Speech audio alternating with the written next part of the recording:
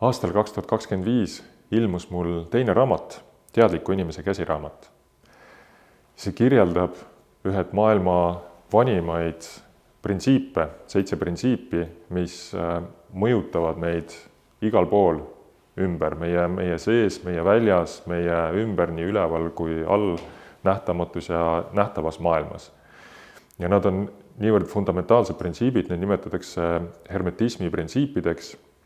Ma kirjeldan lühidalt, loen ette, kõik on meel, nii üleval kui all, kõik on alati liikumises, siis on polaarsuse printsiip, siis on mees- ja naisenergia printsiip, on karmaseadus ja on pendulum, kõik käib rütmiliselt.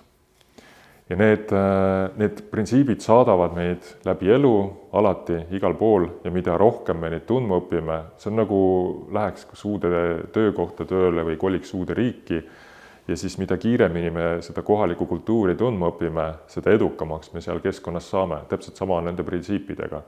Mida rohkem me neid, mida paremini me neid tunneme ja oma elus rakendada oskame, märgata oskame, seda edukamad me oleme, seal ei olegi teist varianti.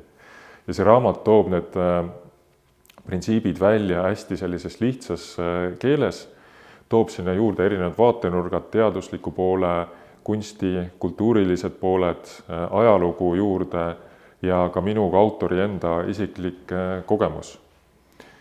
Et kui tahta oma elu kvaliteeti ja enda potentsiaali avada, siis see raamat võib olla hea algus ja kusjuures see on Eestis esimene autori poolt kirjutatud, ainult üks raamat on ilmunud nendest ja see on inglise keeles tõlgitud.